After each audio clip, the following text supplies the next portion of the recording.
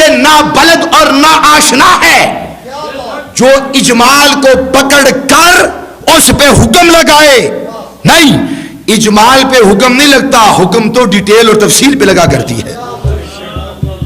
اب اسی طرح اللہ سبحانہ و تعالیٰ نے مختلف مقامات پر ارشاد فرمایا. دیکھیے فرمایا مثل الذین اتخذوا من دون اللہ، توجہ بھائی، مثل الذین اتخذوا من دون اللہ اولیاء کمثل العنکبوت.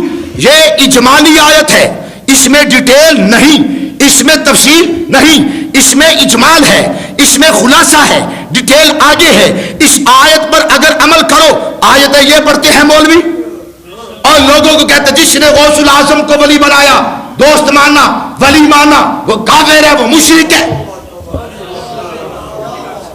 اجمالی آیات کو لے کر کیا، اجمالی آیات کو لے کر بار بار کہہ رہا ہوں، یاد کیجئے، اجمالی بات وہ ہوتی ہے جس میں ڈیٹیل نہ ہو، یعنی وہ بات، وہ گفتگو، وہ جملہ، وہ کلمہ کہ آپ اس سے کہیں کہ بھائی میاں تھوڑی وضاحت کر، وضاحت طلب. کیا؟ جو وضاحت طلب جملہ ہوتا ہے، جو وضاحت طلب کلمہ ہوتا ہے، جو وضاحت طلب بات ہوتی ہے، اسے اجمالی بات کہتے ہیں، اسے اجمالی گفتگو کہتے ہیں، اسے اجمالی تقریر اور خطاب کہتے ہیں. ڈیٹیل باقی ہوتی ہے، احتمالات باقی ہوتے ہیں، اشکالات باقی ہوتے ہیں، اور اجمال پہ حکم نہیں لگتا، حکم تو ڈیٹیل پہ لگا کرتا ہے. توجہ ہے؟ چلے میں اور آسان کر دوں. اللہ فرماتا ہے وَأَقِیمُوا الصَّلَاةَ، صلاۃ کے معنی ہے دعا. توجہ، صلاۃ کے معنی ہے دعا کرنا، صلاۃ کے معنی ہے دعا کرنا. جب اللہ نے کہا اقیموا الصلاۃ تو اس کا معنی یہ ہوگا اے ایمان والو، 2 4 5 8 10 لوگ مل کے، محلے والے مل کے اللہ سے دعا مانگو. اس آیت میں اجمال ہے مولانا میرے بھائی، اس میں اجمال ہے. صلاۃ کے معنی دعا کے ہیں. اگر کوئی بندہ اپنی مسجد میں جماعت کا انعقاد نہ کرے، نماز نہ پڑھے، نہ پڑھائے، تالے لگا دے، توجہ، وہ کہے جناب صلاۃ کے معنی لغت میں دیکھو، صلاۃ کے معنی چھوٹی لغت میں، بڑی لغت میں دیکھو، فلاں سے پوچھو، عربی سے پوچھو، عرب العروب سے پوچھو، اور خالص عربستان کے لوگوں سے پوچھو کہ بھائی مجھے بتاؤ صلاۃ کے کیا معنی ہے. تو صلاۃ کے ہماری زبان میں معنی ہے دعا کرنا. اقیم الصلاۃ کے پھر معنی کیا ہوں گے؟ اب بتانے لگا ہوں کہ قرآن کا اجمال ہوتا ہے، تفصیل قرآن نہیں بیان کرتا. قرآن پہ اجمال ہے، جہاں پر بھی نماز کا حکم آیا اجمال ہے، اجمال ہے، اجمال ہے.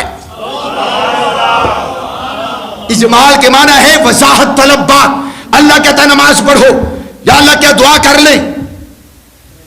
قرآن کے اندر اس کو ڈسکس نہیں کیا کہ صلاۃ کیا ہے. اس کو کہتے ہیں تفسیر القرآن بالحدیث. قرآن خاموش ہے، قرآن کہتا ہے نماز پڑھو، نماز پڑھو، نماز پڑھو. صلاۃ کو قائم کرو، صلاۃ قائم کرو، صلاۃ قائم کرو. یا اللہ ہم نے بہت تلاش کیا، ڈھونڈا قرآن کے اندر کہ کہیں مل جائے کہ ہاتھ اٹھاؤ، تکبیر تحریمہ کہو، ہاتھ باندھو، قیام کرو، رکوع کرو، سجود کرو، قعدہ کرو، جلسہ کرو، توما کرو، تشہد پڑھو، سلام پھیرو. ہم نے ڈھونڈا، تلاش کیا کہ تفصیل قرآن سے مل جائے. پورے قرآن میں نماز کی کیفیت کو اللہ نے بیان نہیں کیا. تفسیر القرآن، قرآن کے اجمال کو بیان کیا، قرآن کی تفصیل کی کس نے؟ حدیث نے. اگر نماز قائم کرنا چاہتے ہو، قرآن 100 مرتبہ 1000 مرتبہ پڑھو، قرآن بیان نہیں کرتا نماز کیسے پڑھنی ہے. قرآن کا اجمال ہے. قرآن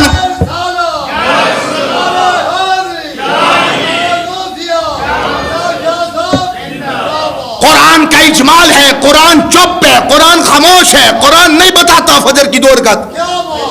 او بولو تو صحیح. قرآن نہیں بیان کرتا ظہر کی 4 ہے، عصر کی 4 ہے، مغرب کی 3 ہے، عشاء کی 4 ہے.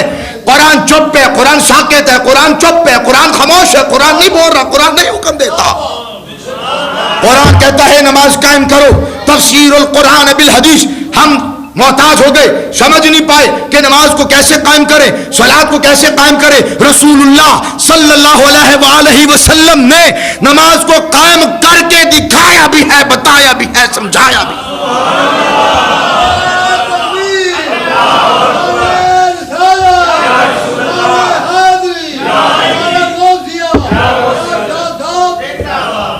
اجمال پہ حکم لگاتے ہو کہ ولیوں سے اللہ نے روکا ہے اور حکم دیا ہے کہ ان کو ولی نہ بناؤ, اپنا دوست نہ بناؤ, حمایتی نہ بناؤ, مددگار نہ بناؤ. جی دلیل کیا ہے؟ سب سے پہلے یہ آیت پڑھیں گے.